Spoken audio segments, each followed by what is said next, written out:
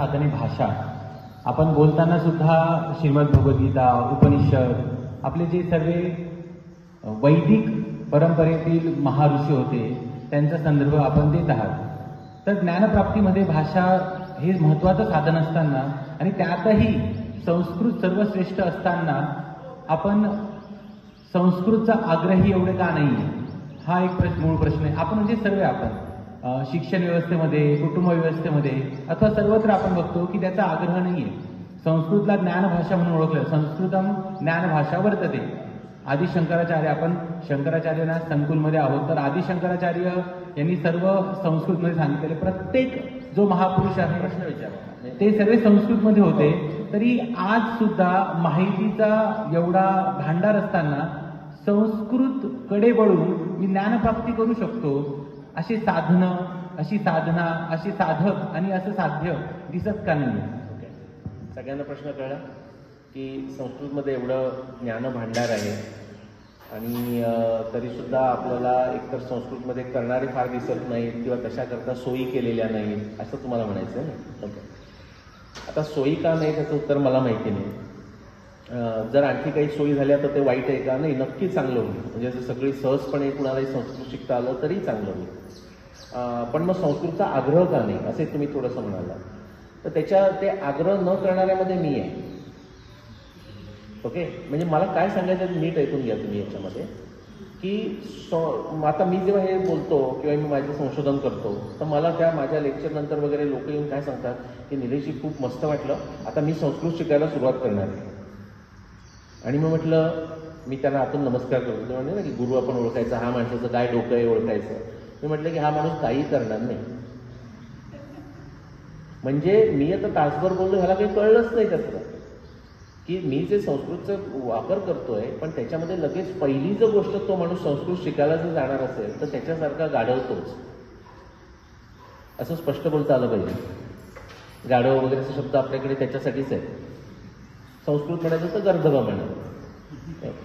हे अशा करताय की ह्याच्यामध्ये संस्कृतला खाली लिखायचा तर प्रश्नच येत नाही, कारण सगळं संस्कृतमध्ये भांडार आहे. त्याच्यात मी तर सगळं भगवद्गीता आणि उपनिषदच कोट करतोय, रामायण आणि वसिष्ठच कोट करतोय. पण तुम्हाला जर कॉन्टेक्स्ट कळणार नाही तर नुसतं संस्कृत करून, माझा जो अनुभव आहे तो तुम्हाला 35 वर्षाचा सांगतो. आता हे जनरलायझेशन आहे. म्हणजे संस्कृत शिकलेले प्रचंड विद्वान लोक आणि अत्यंत नम्र आणि फिअरलेस आहेत का? अर्थातच आहे. पण मला जो सगळा जो मास दिसतो संस्कृत शिकलेला, त्याच्यामध्ये 70% हे अत्यंत स्नॉबी लोक आहेत. म्हणजे ज्यांना संस्कृत येत असेल ना, अत्यंत स्नॉबी.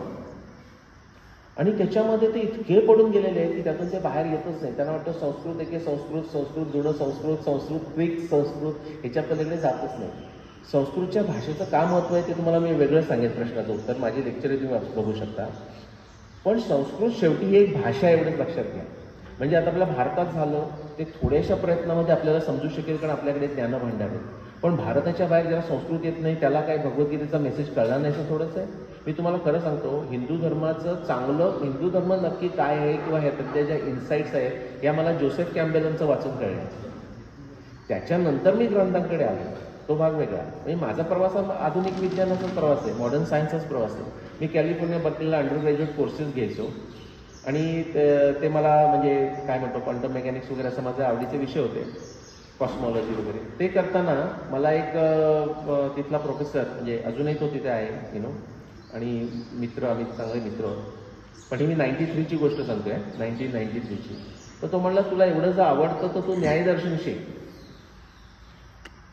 ब्रूस, म्हणजे अमेरिकन माणूस मला सांगतोय, ब्रूस मॅनकिन, तो सांगतोय की तो न्यायदर्शन. तर न्याय म्हणजे आपण न्याय म्हटलं म्हणजे आपल्याला न्यायालय वगैरे वाटलं. तर मी म्हटलं हा मला लॉ कशाला शिकायला सांगतोय, हे ना मला काही याच्यात इंटरेस्ट नाही. तर मी म्हटलं लॉ? तर म्हणलं नाही नाही, न्याय सांगतोय तुला. तर त्याच्यामुळे मला एक क्युरिओसिटी झाली. आता पण जर तुम्ही काही शब्द थोडे, आपण 1-2 तासामध्ये जे काही चर्चा केली, थोडे तुम्ही असे शब्द ऐकले असतील, ते जर तुम्ही घेतलेत ना की हे मला कळलं नाही काय म्हणत होते ते, जाऊन बघतो, बृहदारण्यक उपनिषद काय आहे बघतो, असं झालं तर तुमचा प्रवास होतो. तर मी न्याय लक्षात ठेवलं. त्याच्यानंतर पुढची 10 वर्ष गेली, मी काही त्या न्यायाकडे ढुंकून बघितलं नाही. पण नंतर ते न्यायदर्शन मी वाचायला लागलो आणि मला कळलं की आपण जी फिलॉसॉफी ऑफ सायन्स म्हणतो, modern philosophy of science, the best philosophy of science, हे सायन्स कसं करावं, हे सायन्स जिथे संपतं ना तिथे न्यायदर्शन सुरू होतं. म्हणजे सायन्समध्ये जे आहे ते आहेच. सायन्स म्हणजे आता काल कसं सांगतात सायन्स काय ते triangulation of explanation prediction testing in the context of theory in the context of background knowledge संपलं. ते आपल्याला भगवान पातंजली सांगतात प्रत्यक्ष अनुमान आगम प्रमाणाने, किंवा गौतम ऋषी सांगतात प्रत्यक्ष अनुमान उपमान शब्द प्रमाणाने, संपलं. परत तुम्ही म्हणता ना की ते कुठे गेले ते कम्पॅरिझन का करावं लागतं. ते आधी जर मी इंग्लिशमध्ये सांगितलं नसतं तर पुढचं कोणी संस्कृत ऐकत नाही. हा प्रॉब्लेम आहे, कारण ते एका ह्याच्यामध्ये सांगितलेलं आहे. तर तुम्हाला तो बेसिस असल्यानंतर तुम्हाला जेव्हा गरज पडते तेव्हा संस्कृत तुम्ही शिकायला हरकत नाही. पण तुम्ही नुसतंच संस्कृत आधी शिकला तर माझा जो अनुभव आहे 70% लोक स्नॉबी आहेत. तुम्ही रँडमली संस्कृत एक्सपर्ट 100 आणून दाखवा, त्यात मी तुम्हाला 70 स्नॉबी दाखवेन. कारण त्याच्यामध्ये काय त्यांना फक्त तेच कळलं असं होत नाही ना. एखाद्याला भाषा फार येते म्हणजे काय. आता तुम्ही म्हणालात संस्कृतचा इन्सिस्टन्स का नाही, ज्ञानेश्वरांनी कुठे गेला, माझी मराठी अमृताची पैजाजिंके म्हणून म्हटलं ना. म्हणजे भाषेचं हे महत्व नाही. एकनाथाने सुद्धा असं म्हटलं की संस्कृत काय देवांनी केली तर काय मराठी काय चोरांनी केली, असं म्हटलेलं आहे. सेनेका जर तुम्ही ग्रीक तत्ववेत्ते घेतले तर ते स्टॉइक्स म्हणजे आपण स्थितप्रज्ञ म्हणतो तसं त्या विचारापर्यंत ते पोचलेले. म्हणजे असं समजू नका की फक्त भारतातच आहे. तुम्ही सेनेकाचं मुद्दाम ज्यांना वाचनामध्ये जे कोण ओराशियस रीडर्स कोण आहेत की पुस्तक वाचायचं करणारे, त्याची लेटर्स फ्रॉम अ स्टॉइक म्हणून पुस्तक आहे, मुद्दाम वाचून बघा. ओके, मॉन्टेग्यूची पुस्तकं वाचून बघा. तुम्ही ते सगळं बाहेर म्हणजे ती पुस्तकं टाकायचे पण ती वाचून टाकायचे. फलालमिव धान्यार्थी तेजत ग्रंथमशी सुद्धा ती वाचून टाकायची. तर ते प्रश्नाचं उत्तर आहे की संस्कृतचा भाषा म्हणून महत्वाचं आहे. ती एक फार सायंटिफिक भाषा आहे. ती सायंटिफिक सुद्धा काय आहे, ती फर्स्ट प्रिन्सिपल. किती लोकांना फर्स्ट प्रिन्सिपल कळतं. साधं त्याचं उत्तर इनपुट इक्वल टू आउटपुट. आपण जेव्हा इक्वेशन लिहितो ना ते इक्वेशनमध्ये इक्वल टू साईन असतं की नाही. अगदी अकाउंटिंग करणाऱ्यांना सुद्धा ॲसेट्स इक्वल टू काय मला मदत करा लायबिलिटीज आणि शेअर होल्डर इक्विटी एसी काहीतरी असतं ना, असं करू म्हणजे तो फॉर्म्युलाच असतो. तो जसा फॉर्म्युला आहे ना तसेच हे सगळे फॉर्म्युले आहेत त्याच्यामध्ये. तर त्याच्यामध्ये तुम्ही करू शकता. असं संस्कृतचा प्रॉब्लेम नाही. पण तसं फर्स्ट प्रिन्सिपल म्हणजे इक्वल टू साईन केलं. म्हणजे संस्कृत जे पहिल्याचे जे उच्चार आहेत ना ते प्रत्येक शब्दाला प त प स्थ स्थ स स स्थ असा उच्चार घेतला की सगळीकडे तुम्हाला शब्द मिळतात. फक्त आपल्या भाषेत नाही मिळत, इतर भाषेतही मिळतात. त्यातले काही संस्कृतमधून तिकडे गेलेले आहेत, पण जे संस्कृतमधून जे गेलेले नाही तिथं सुद्धा ते स्थ अशाच अर्थाचं वापरतात. म्हणजे इंग्लिशमध्ये तर जर्मॅनिक लँग्वेज आहे पण तरी सुद्धा स्टेबिलिटी आणि आपल्याकडे स्थिर स्थान असं आपण जसं म्हणतो. तर ते मूळ फर्स्ट प्रिन्सिपल बनून झालंय म्हणून संस्कृतचं महत्व आहे. त्याचे अर्थ पटकन बदलत नाही. इथे असं लो टू नो ड्रेट. रामायण तुम्ही आता वाचायला घेतलं ना आणि किती लोकांना संस्कृत असं ऑफिशियली येत नाही. ऑफिशियल संस्कृत कोणाला, त्यात मी पण आहे, पण आता मी रामायण वाचलं तर मला कळतं. म्हणजे हे मराठी असण्याचं भाग्य आहे, तुम्हाला कळू शकतं. तर त्या अर्थानं फक्त त्या भाषेकडे बघा, उत्तम भाषा म्हणून बघा.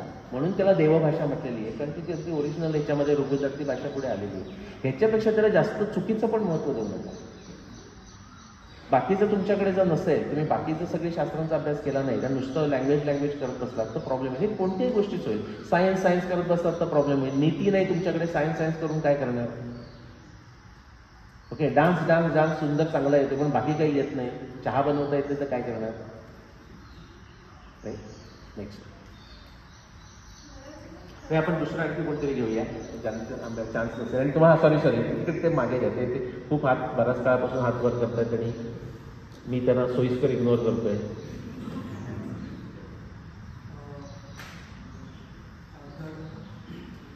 फक्त प्रश्न विचारा स्ट्रेट.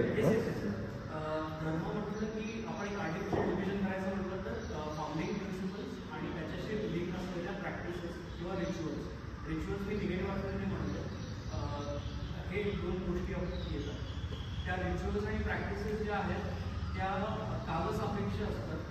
कारण की त्या इकॉनॉमी जशी असेल तशी, फॅमिली सिस्टम जशी असेल तशी त्या एरियामध्ये त्या क्लोजली लिंक असतात त्या इकॉनॉमीची फॅमिली. आजच्या मॉडर्न लाईफमध्ये म्हणजे तो कुठेतरी डिस्कनेक्ट आहे का रिच्युअल्समध्ये. म्हणजे आपण ते फक्त प्रॅक्टिस करायला म्हणून करतो, फाउंडिंग प्रिन्सिपल्स आपल्याला त्याच्यामध्ये इन्क्लूड नाही करता येतात. So, do we need some kind of updation of those rituals and practices to reinforce founding principles of the church? चांगला प्रश्न आहे की आता एक सर्टन प्रकारानं तुम्ही एखादा रिच्युअल करायचा म्हणजे आपण त्याला काय म्हणूया, संस्कार म्हणूया अशा अर्थानं, यम नियम असं करायचं. पण आता परिस्थिती बदललेली आहे, मग त्यामुळे बदलावं लागतं. मग त्याच्याकरता बदल करायला हवा का असं करून बदल होतच असतो. ओके. आणि तो बदल कोणी दुसऱ्यानं करायची गरज नाही, आपणच करायचा. आपल्याला कसं फीडबॅक लूप आहे ते. 9व्या परत भगवद्गीता प्रत्यक्ष 9वा अध्याय, प्रत्यक्ष अवगमन धर्म्यम सुसुखम कर्तुम अव्ययम. तुम्ही एखादी गोष्ट करून बघा, लगेच तुम्हाला फीडबॅक लूप येतं की त्याचा मला फायदा झाला की काहीतरी चुकीचं झालं. समजा तुम्ही ड्राईव्ह करताय आणि ड्राईव्ह करताना म्हणजे मी करतो तसं, पण त्याचा कधी तुम्हाला होऊ शकतं अथर्वशीर्ष म्हणतं त्यामुळे मी रस्ता चुकलो का, हा तुम्ही विचार करून बघा. तुमचा रोजचा रस्ता असेल तर नाही फरक पडणार तुम्हाला त्याच्यामध्ये. सो तुम्ही त्याच्यामध्ये बदल करू शकता. आता काय आहे, तुम्ही जर बदल केला तर जो एखादा माणूस आहे, म्हणजे परत आपण संस्कृतवर येऊ, एखादा माणूस असतो की त्याने पुस्तक वाचून बघितलंय की याच्यामध्ये असंच करायचं. आता शंकराचार्यांनी, आदी शंकराचार्य मठातले जे वेगवेगळे जे शंकराचार्य आहेत त्यांची दिनचर्या कशी असावी याच्याकरता असं मठाचं असं नावाचं पुस्तक लिहून ठेवलेलं आहे. त्यांनी तसंच केलं पाहिजे आणि ते तसंच फॉलो करतात. आता त्यांनी ते करू नये, बदलावं हे सांगणारा मी नाही, म्हणजे माझ्याकडे थॉट्स भरपूर आहेत त्याच्यावर, पण तो आजचा विषय नाही म्हणून मी तुम्हाला सांगतो. पण असं आहे की तुम्ही तुमचे बदल करा ना. आता बदल कसे होतात त्याचं तुम्हाला साधं उदाहरण सांगतो. भर्तृहरी हे नाव ऐकलंय, भर्तृहरी किंवा भर्तृहरी याने सांगितलंय. त्याने काय म्हटलं माहिती आहे का, की विज्ञान म्हणजे विज्ञान किंवा ज्ञान हे कसं बदलतं. तो म्हणतो याच देशा स्वैर कथास्ता एव भवंती शास्त्राणी. जी लोक तज्ज्ञ आहेत किंवा उत्तम आहेत किंवा रिअलाइज आहेत की ज्यांना कसला काही द्वेष, रागद्वेष, मोह नाही, असं करून त्यांनी आपलं आयुष्य जगलेलं आहे, ते आचरणातून दाखवत आहेत, त्यांचं स्वैर वागणं किंवा त्यांचं स्वैर बोलणं यांचं शास्त्र बनतं. बरं. सो आता पाब्लो पिकासोनं कसं सांगितलंय की तुम्ही जेव्हा शिकताय, तो चित्रकला तुम्ही शिकताय, तेव्हा सगळे जो शिक्षक शिकवतो ते बरोबर नियम पाळायचे. तो म्हणाला लाईन करताना अशी करायची की अशीच करायची. माझी चित्रकला चांगली नाही, मी महाराष्ट्राचं ते 8वी 9वीच्या पास झालोय C ग्रेडमध्ये त्या ह्याच्यामध्ये. पण ते कसं माहिती आहे का, ते आमचे शिक्षक होते, सूर्यवंशी म्हणून इथलेच होते आसपासचे, धुळे वगैरेचे होते. त्यांनी असं 4चा आकडा काढला की तो छान पक्षी दिसायचा, माझा 4चा आकडा काढला की 4च दिसायचा. असा तो फरक होतच जातो ना तुम्हाला त्याच्यामध्ये. सो तुम्ही त्याचं पहिल्यांदा अनुकरण करा, जसं तसं करायचा प्रयत्न करा. पाब्लो पिकासो म्हणतो शिकताना फॉलो ऑल द रूल्स. एकदा तुम्ही शिकलात की थ्रो ऑल द रूल्स. तसंच आहे, म्हणजे त्याचा मूळ अर्थ विसरायचा नाही की आपल्याला रोज काहीतरी थोडासा जप करा, एखादं स्तोत्र म्हणा, ओके, एक नित्य पाठ असू दे, काही भगवद्गीते 2 श्लोक वाचा. हे का केलेलं आहे, त्याच्यामध्ये फार मोठी तपस्या आहे. त्या लोकांनी ते परफेक्शन करून ठेवलेलं आहे. आता आपल्याकडे नाही का होतं, मी तुम्हाला समजा स्मार्टफोन, तर हे सगळं परफेक्शन आहे की नाही, की इथे असं बटन दाबायचं, मग असं वर करायचं, असं तो पासवर्ड टाकला की असं केलं की होतं. इतकं सोपं केलं आहे की आपण डम झालं. राईट. तसंच आपल्या एवढं खरं जे कॉम्प्लिकेटेड आहे ते यमनियमामध्ये आणून त्यांनी खरं सोपं केलेलं आहे. तर ते आपल्याला श्रद्धेनं फॉलो करावं लागेल आणि मग ते झाल्यानंतर तुम्हाला बदल करायचे तर करू शकता, काही प्रॉब्लेम नाही. ते बदल करायचं डेअरिंग पाहिजे ना, तुम्हाला लोक नावं ठेवणार घेऊन. आता मी ज्या ठिकाणी जातो तर अशा म्हणजे आपल्या आयाम लोकांकरता असं बरेच लोक म्हणतात असताना असं होतं की पण हा असं ऐकलं की हे निलेश ओक लेफ्टिस्ट आहेत, म्हणजे आता ह्याच्यातून काय करायचं, मी लेफ्टिस्ट असेल की नाही हा दुसरा मुद्दा, पण समोरच्याची बुद्धी कळते, त्यांना किती कळू शकतो. पुढचा प्रश्न आणखी आपण 1, 2 किंवा 3 घेऊया. आता बरेच हात वर गेले बघा. असं पण शॉर्ट करा किंवा असा प्रश्न विचारा की मला त्याचं उत्तर येस ऑर नो असं देता येईल. अभ्यास करणं म्हणजे नेमकं आपण काय म्हणू शकतो अभ्यास करणं. आता आपण पूर्वी जर बघितलं तर गुरुकुलामध्ये जीवनलक्ष्य जीविकालक्ष दोघं आपलं शिक्षण ते अध्ययनात आपल्याला भेटतो. पण आज जर बघायला फक्त आपण भौतिकतेच्याच मागे लागलेलो आहे, ते जीविकालक्ष शिक्षण आपलं आज भेटतंय. तर मग आज नेमकं आपण काय म्हणतो किंवा मग अभ्यास करणं याची डेफिनेशन आपण कशी घेऊ. अच्छा, अभ्यासाचे अनेक अर्थ आहेत, पण आपण साध्या अगदी शिक्षणाच्या दृष्टीने अभ्यास असं घेऊया. जेव्हा भगवान कृष्ण त्यांनी कंसाला मारलं 11व्या वर्षी, ओके, त्याचं वर्ष होतं 5622 BC. इतकं ॲक्युरेट करतायत का, पण त्याचा विषय नाही. परत त्यानंतर मग ते थोडंसं साध्या भाषेत सांगायचं म्हणजे ते मथुरेमध्ये उन्हाळक्या करायला लागले कृष्ण, ओके. मग वसुदेवाला काळजी झाली. वसुदेव म्हणला की हे काही चालणार नाही, तो बुद्धिमान आहे खरं आहे, पण त्याला थोडं गायडिंग ट्रेनिंग तर पाहिजेच ना शेवटी, ओके. चांगला जरी क्रिकेट खेळणार असं तरी त्याला बॅट उभी ठेवायची माहीत पाहिजे ना तसं. पण ते म्हणजे पाठवूया म्हणून त्यांनी सांदीपनीकडे पाठवलं. कृष्ण तर प्रचंड हुशारच होता. त्याने अक्षरशः अहोरात्र, तुम्ही जर हरिवंशातली वर्णन वाचली तर रात्रंदिवस अभ्यास केला. मी म्हटलं ना, असं मांडी ठोकून बसलं. ग्रंथम अभ्यास, अभ्यस्य मेधावी, अभ्यस्य मेधावी, कुठेही इकडे तिकडे बघायचं नाही, पूर्ण बुद्धी वापरून दुसरं फोकस करून. ग्रंथम अभ्यस्य मेधावी ज्ञान विज्ञान तत्पर, एकदम अर्नेस्टनेस. आता काही झालं तर मला असं होईल, असं करून तुम्ही अभ्यास केला. तसं त्याने अहोरात्र करून 64 विद्या केल्या असं सांगितलं त्याच्यामध्ये. आता तुम्हाला तुम्ही डिग्री घेता तर तुम्हाला डिग्री प्रोग्राम्स माहिती आहेत वेगवेगळ्या प्रकारचे. इथे बसून तर सगळ्यांना अमेरिकेतल्या माहिती असतात डिग्री, सगळी कॉलेज माहिती असतात. ड्युअल डिग्री किती जणांना माहिती आहे? ड्युअल डिग्री घेता येते, बरोबर, सगळ्यांना बघा. ही नवीन कन्सेप्ट नाही आहे. अमेरिका सांगते आम्ही ड्युअल डिग्री प्रोग्राम ऑफर करतो. सांदीपनीकडे सुद्धा ड्युअल डिग्री प्रोग्राम होता. तो कसा आहे माहिती आहे का, की व्रतस्नातक आणि विद्यास्नातक. ओके, तर तुमच्या प्रश्नाचं उत्तर देतो की कोण म्हणतो की मला अभ्यासाचा इंटरेस्ट नाही. आमच्या म्हणजे मी खेडेगावात शिकलो, कोकणामध्ये मी खेडेगावात शिकलो, तिथे असं असायचं शिक्षकाला पण व्यवस्थित, आता हल्ली तर प्रश्नच विचारत नाही असं ऐकलं मी आता, पण ते शिक्षकाला असं व्यवस्थित माहीत असायचं की समजा आता काहीतरी प्रोग्राम करायचा आहे आणि समजा काही उन्हाळ्याचे दिवस आहेत आणि आंबे पाडून आणायचे, असं आपण करूया, किंवा फणस आणायचे आणि सगळी लोक फणस खाणार आहेत मुलं असं करून. तर त्यांना शिक्षकाला बरोबर माहीत असायचं की कोणाला फणस आणायला पाठवायचं. त्याचं गणित चांगलं नसायचं पण तो फणस काढण्यामध्ये अगदी उत्तम असायचा. आता ह्याला खाली नाही लेखायचं तो शिक्षक, शिक्षकाला माहिती आहे की त्याचं तेच स्किल आहे. त्याच्याकरता व्रतस्नातक असं होतं की तो बरोबर वेळेवर उठू शकतो, त्याला ते सगळं स्किल येतं, त्या सगळ्या गोष्टी. पण गणित म्हणजे आमच्या वेळी तसं होतं, गणित आणि इंग्लिशचं जरा वीकनेस आहे, असं काही हरकत नाही, तो आयुष्यामध्ये यशस्वी होईलच होईल. आता तुम्ही आता शिकताय म्हणून बघा, पण आता मोठी लोक आहेत त्यांना विचारून बघा, त्यावेळी आमच्या वेळी सगळी नंबर वन होते, ते आता कुठे आहेत? असं होऊन जातं. म्हणजे ते चांगलं करत नाही असं म्हणत नाही, पण तुम्ही सगळे जर घेतले तर असं काही होत नाही. दुसरं विद्यास्नातक म्हणजे अभ्यासामध्ये म्हणजे ज्ञान अशा अर्थानं म्हणूया. आणि ज्याला दोन्हीत इंटरेस्ट आहे तो दोन्ही, कृष्णाला दोन्ही डिग्री होत्या, व्रतस्नातक आणि विद्यास्नातक. आता जर गाऊन बिऊन घालतात तसं नव्हतं. स्नातकचा अर्थ माहिती आहे का, गुरु शिष्याला आता तू ग्रॅज्युएट झालास मग तो स्नान घालायचा, म्हणून तो तिथून वर्ड स्नातक आलेला आहे. सो असं आहे ना की तुम्हाला दिसतं की काही तुम्ही पु ल देशपांडेंचं काय बरं ते बबडू का असं काहीतरी तुम्ही वाचलंय का, म्हणजे तो फार यशस्वी असतो असं वगैरे वेगळ्या गोष्टीमध्ये. माझ्याबरोबरची जे लोक आहेत असे मला दिसतात की शाळेमध्ये शिकली नाही तेव्हाची वगैरे, पण प्रचंड व्यवस्थित बिझनेस वगैरे करून चांगली गोष्टी करताय. तर तुम्ही काय पुढे माणसाचं सांगता येत नाही, पण त्याच्यामध्ये तुमच्या चुणचुणीतपणा असला पाहिजे. तुमची ज्या स्किलमध्ये आहे, झाड चढतं सगळी झाडं चढता आली पाहिजे. माउंटन चढता येतं एव्हरेस्टपर्यंत चढत जा, ज्या क्षेत्रात जा त्या क्षेत्रामध्ये डू द बेस्ट थिंग. असं तुम्ही केलं तर फरक पडत नाही. आता अभ्यासामध्ये आपल्याला काही ते करावं लागतं, म्हणजे जरी इच्छा नसतील तरी जोपर्यंत करायचं तेवढं करायचं. त्या दोन्ही गोष्टी करायच्या. म्हणजे जरी शिक्षकाने प्रश्न विचारू दिले नाही किंवा शिक्षक असा शोधून काढायचा दुसरे त्यामुळे करायचं. ओके, आणखी 2 घेऊ आपण. आता आपण 9 मला इतिहासात शाळेत शिकवलं की आपल्याकडे पूर्वी शिक्षण सगळ्यांना ॲक्सेसिबल नव्हतं आणि काही समाज सुधारकांनी ते ॲक्सेसिबल केलं. नक्की रियालिटी काय आहे? ओके, सो समाज सुधारक म्हणजे आपल्या महाराष्ट्रातली समाज सुधारकांची चांगली नावं बिवं हल्ली आहेत तशी वगैरे नाही. सगळ्यांनी प्रयत्न केलेले असतात, म्हणजे सगळ्या समाज सुधारकांनी सगळ्यांनी प्रयत्न केले. तर कुणाचं खाली प्रयत्न करायचा गरज नाही, पण कुणाचं अतिशयोक्ती, जर संस्कृतची सुद्धा अतिशयोक्ती करून नाही चालणार, तसंच ते आहे. मी तुम्हाला आता त्याच्यावर तुम्हाला सांगतो, तुमच्या प्रश्नाचा येतो की आधी तसं नव्हतंच. म्हणजे त्याचं उत्तर असं आहे की आधी अजिबातच तसं नव्हतं. मी आता पुढच्या आठवड्यात 1 दिवसाकरता पुण्याला जातोय. अभिजित जोग किती जणांनी नाव ऐकलंय? त्यांचं आता 3रं जे पुस्तक येत आहे ते जरा टंग ट्विस्टर आहे, म्हणजे भारत असं नाव आहे आणि ते सबटायटल्समध्ये सत्य, सत्व, स्वत्व. फास्ट म्हणायचा प्रयत्न केला तर तो टंग ट्विस्टर होईल असं करून. तर ते म्हणजे त्याच्या प्रकाशनाकरता मी जातो 1 दिवसाकरता. राईट.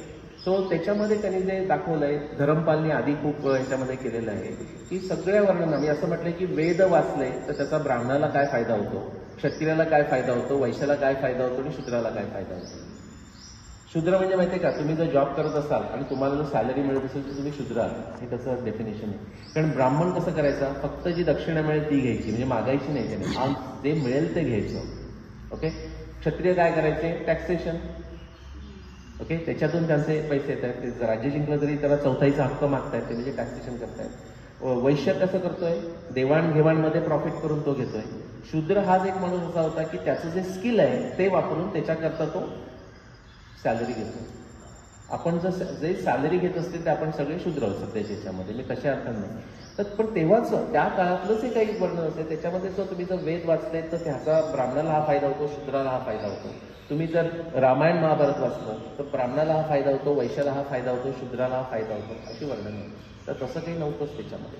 इनफॅक्ट ब्रिटिश लोकांनी जे आता हे काय ही इन्फॉर्मेशन झाली, हे तुम्ही वाचून घ्या. धरमपाल वाचा, अभिजित जोगांचं आता येणारं नवीन पुस्तक वाचा, त्याच्यामध्ये तुम्हाला सगळी माहिती मिळेल.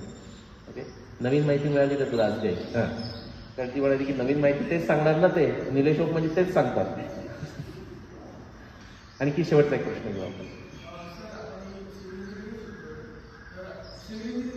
ते जर माहिती होतं मला ऐकायला थोडंसं होतं. आणि डायरेक्ट प्रश्न विचारत तुम्ही, आणि मग मला नाही कळलं तर मी तुम्हाला मागचं बॅकग्राऊंड विचारेन. सर मी आता इंडियन नॉलेज सिस्टम शिकलो, आम्हाला इंजिनिअरिंगमध्ये शिकवलं ते. सो त्याच्यात आम्हाला सांगितलं की हेमाडपंथी हे जे आर्किटेक्चरल स्टाईल आहे हे ॲक्च्युली एक्झिस्ट नाही करत. दोनच आर्किटेक्चरल स्टाईल एक्झिस्ट करतात, that is Dravidian and Nagara. So आपण आता मंदिरात गेलं की खूप सारे आपले जे पुजारी असतात किंवा माझे घरचे पण म्हणतात की हेमाडपंथीच आर्किटेक्चर स्टाईल आहे, ज्याच्यात त्र्यंबक मंदिर झालं, आता सिन्नरचं गोंदेश्वर मंदिर झालं. पण त्यांना मी आता हे शिकल्यानंतर त्यांना मला समजावून मी कसं की त्यांना की हेमाडपंथी हे आर्किटेक्चर स्टाईल नव्हतं, पण जे जुन्या होत्या त्या द्रविड आणि नागाराच होत्या. आता याचं खूप कन्फ्युजन होऊन जातं की हेमाडपंथी स्टाईल नव्हती हे आता. सो लोकांचं कन्फ्युजन आहे का तुमचं कन्फ्युजन आहे? नाही, लोकांचं कन्फ्युजन आहे, पण त्यांना पण मला सांगायचं आहे ना की हे. हां, करेक्ट. त्याच्याकरता काय करावं लागेल तुम्हाला? आता एक प्रश्न छान प्रश्न विचारला होता की आपल्याला पटत नाही तर काय करायचं, तसाच तो प्रश्न आहे ना. तर त्याच्याकरता आपण त्या विषयाचं एवढं एक्सपर्ट व्हायचं की इथं बसायला मिळेल आणि मग जे आपण सांगतो ते लोक ऐकतात. असं तसंच गोष्ट आहे त्याच्यामध्ये ना, की तसंच आहे. तुम्ही गुरु शिष्य, तुम्ही शिष्य असल्याशिवाय गुरु होता येत नाही. ओके, तसंच आहे. इतकं तुम्ही पुढे जा की लोक असं जरा हे करतात. मी तुम्हाला सांगतो, आता त्यांचं नाव येत नाही मला, अश्विन संगी नाव ऐकलंय? कृष्णाच की का असं काहीतरी पुस्तक आहे रे.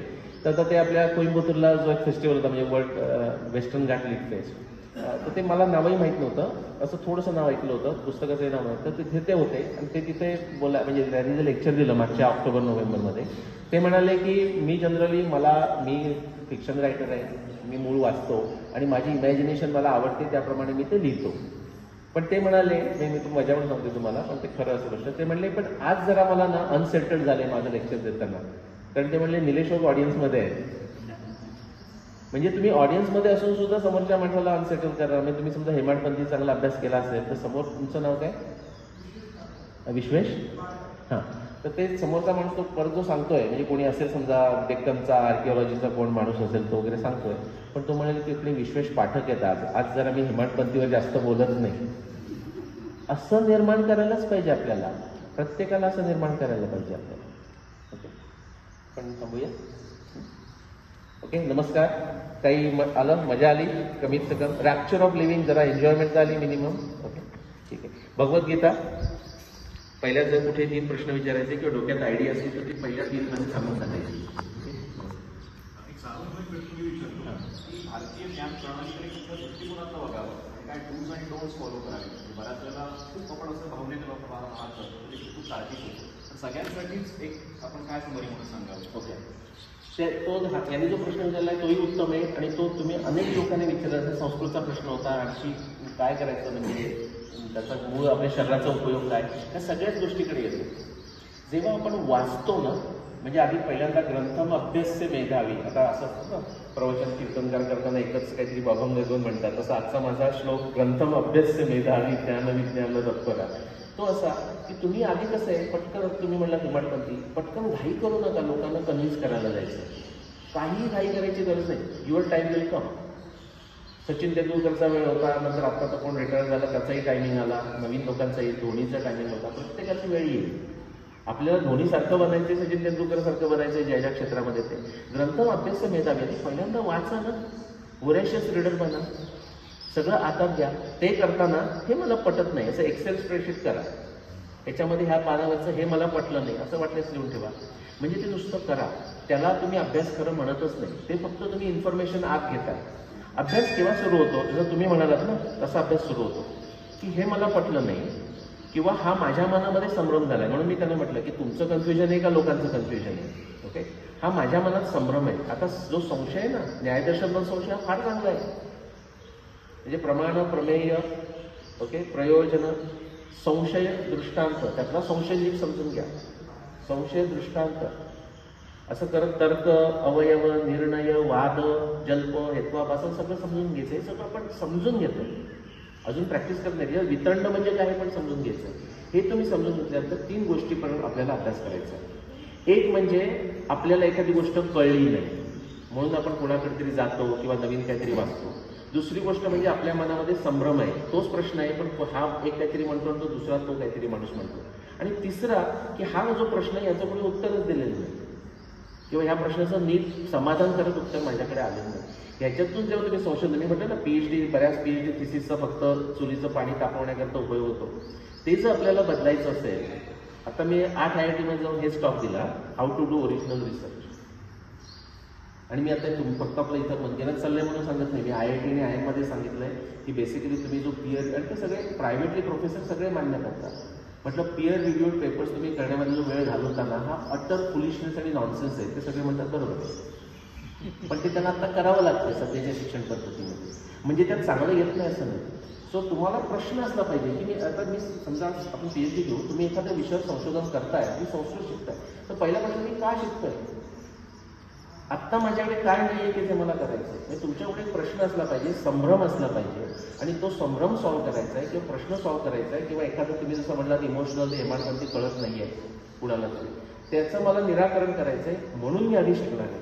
आणि इतक्या लेवलला शिकायचं पण किती लेवल तुम्हाला सांगतो एक साधारण, की समजा तुम्हाला 1 तास जर बोलायचं असेल ना, 1 तास जर लेक्चर द्यायचं असेल आणि तुमचा आधीचा व्यासंग भरपूर आहे, म्हणजे त्याच्याकरता तुम्ही 20 तास वाचा म्हणत नाही, पण 1 तासाचं लेक्चर देण्याकरता तुम्हाला 20 तासाची तयारी करावी लागते. हा रेशो आहे. आता माझ्या घरीचा प्रॉब्लेम होता, तर मी समजा कुठेतरी लेक्चर द्यायचं झालं ना, आता काल संध्याकाळी मी असं म्हटलं, आता प्रश्नच होते त्यामुळे काही प्रिपरेशन असं नव्हतं, तरीसुद्धा आता कोणी आपल्याला म्हणते की कसं शिक्षक विचारू देत नाही प्रश्न काय करायचं. मी कसा बसलो, याच्याशी थोडंसं बोलणं झालं होतं. मी म्हटलं काय की नाशिकची मुलं आहेत, काय प्रश्न विचारतील.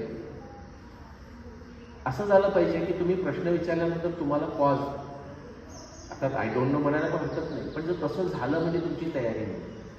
1 तासाचं शिक्षकांचा सुद्धा रेशो असा आहे, 1 तासाचं शिकवण्याकरता 20 तासाची तयारी पाहिजे. आणि त्या 20 तासाच्या तयारीमध्ये जे बॅकग्राऊंड नॉलेज वाचणं हे मी धरत नाही. आधी ग्रंथम अभ्यास मेधावी उऱ्याशीच रिडिंग करा, तुमच्या विषयाचं जे तुम्हाला आवडतं त्या विषयाचं रिडिंग करा. आणि ते करताना लगेच जंप मारू नका, म्हणजे मला हे पटत नाही, ते पटत नाही ते एक्सेलमध्ये लिहून ठेवा आणि त्याच्यावर नंतर अभ्यास करा. अशा अर्थानं करावं लागेल. आणि प्रत्येक वेळी काहीतरी जर कन्फ्युजन झालं ना, तर ह्याचं उत्तर कसं शोधून काढायचं, तर भगवद्गीतेकडे जायचं. ही सध्या श्रद्धेवर घ्यायची गोष्ट आहे, पण तो जो आपल्याला जो प्रवास सांगितलेला आहे त्याच्यातला तो असा आहे, श्रद्धा, वीर्य, स्मृती, समाधी, प्रज्ञा. म्हणजे श्रद्धेपासून सुरुवात करून प्रज्ञा म्हणजे बुद्धी, पण तल्लक बुद्धी आणि सात्विक बुद्धी म्हणजे प्रज्ञा, इथपर्यंत आपल्याला तो करायचा.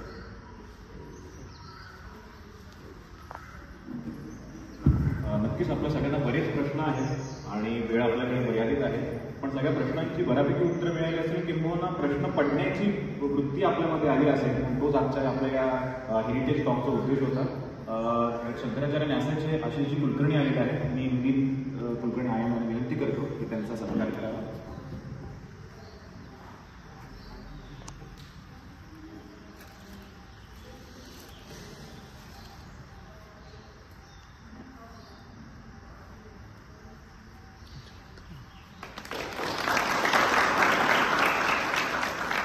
आशिषजींना विनंती करतो त्यांनी 2 शब्द. 2 म्हणजे 2च बोलतो, जास्ती बोलणार नाही.